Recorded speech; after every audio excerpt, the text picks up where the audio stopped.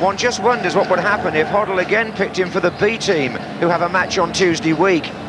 From a man who can't stop scoring to one who badly needs a goal. Dean Holdsworth cost Bolton £3.5 million from Wimbledon, but has so far scored only once for them, and that was back in October. Bolton are without Goodney Bergson and Jimmy Phillips, both suspended, so there's a debut at left wing-back for 19-year-old Hasni Al-Joffrey, and there's a recall in defence for Chris Fairclough too. Nathan Blake is captain for the first time.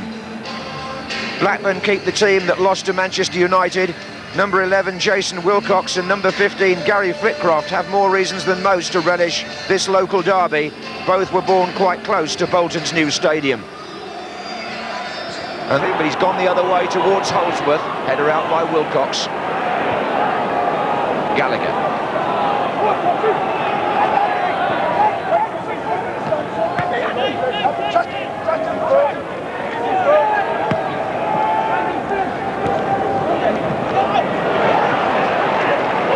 This is Tim Sherwood, the Blackburn captain. It was a loose ball by Fairclough he picked up. Here's Kenner. McKinley. And now Wilcox. Sutton now shows. Oh, and Flitcroft coming in. Oh, he's hit the bar. Good effort. Oh, for so long. Since the end of October, in fact. And look how delighted he is. Following in like all good strikers should. But it was the lethal left foot here of Alan Thompson, who rockets that against the bar, and as it bounces, with the goalkeeper still trying to recover his ground, Holdsworth heads Bolton into the lead. Oh, a dynamic effort from Thompson, rattles the crossbar, and a very good follow-up. He had been getting the best of luck in front of goal, although Colin Todd's very pleased with the way he settled here, Dean Holdsworth. And Bolton escaped this time, and looked to me as though that might well have been Sheridan who got it away. Number 15 from Colin Hendry. Oh, it's a good header, and it's off the line by Sheridan.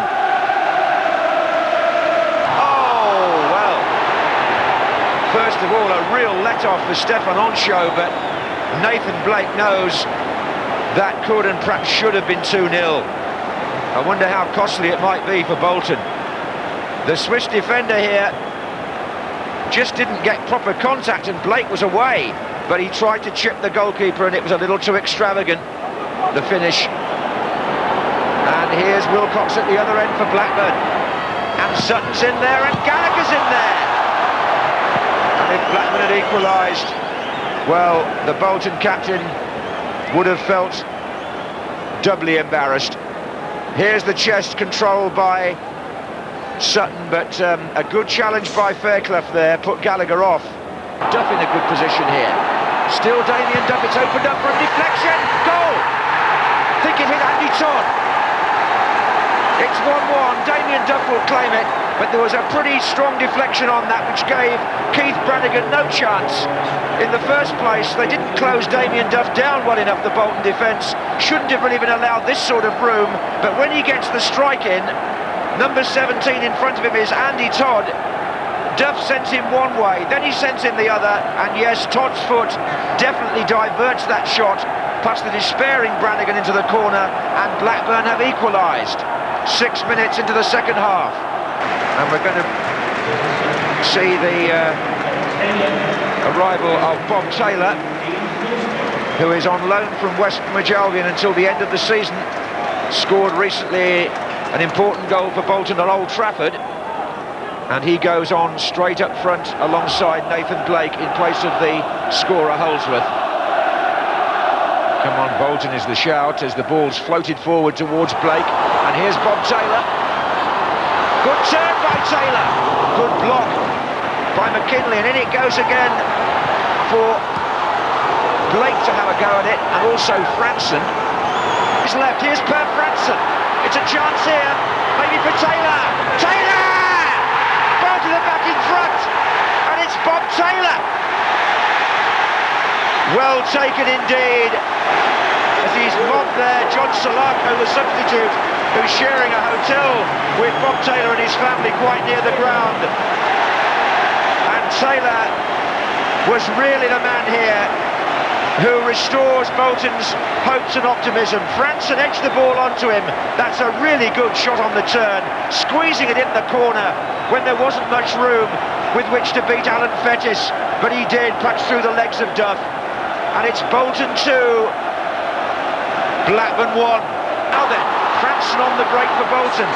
We're in the 90th minute as he picks the ball up and Taylor starts to make a run. And he eventually gets it. Oh, and gets chopped, did he? Oh yes, that's a foul.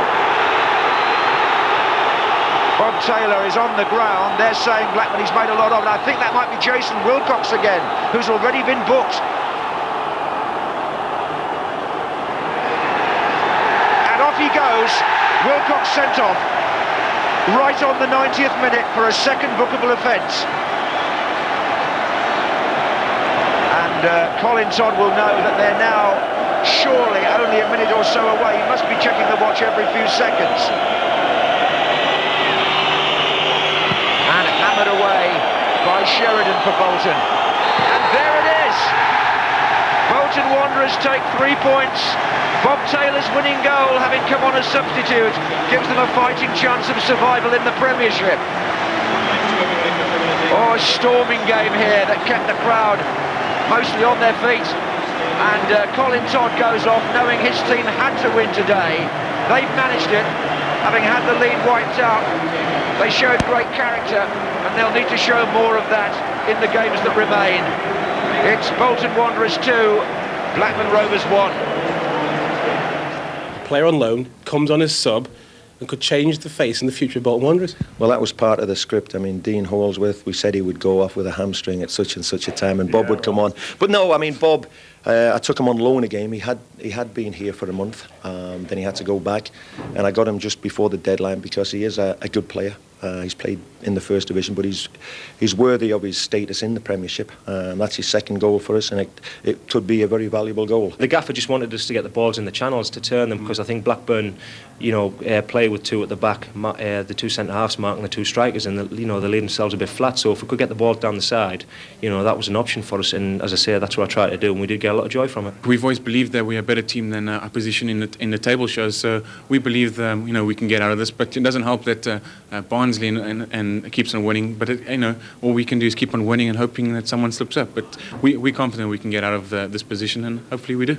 I thought that we dominated the first half and played some very good football, but they scored a wonder goal from the fantastic strike from Thompson and a good Holdsworth header from the rebound. But basically I thought that we were very unlucky. We won down at half time, so the 1-1 for me was a logical follow-up to the way we were playing. But after that, unfortunately, we lost our way somewhat, and we weren't able to get back in the game as well again after their 2-1.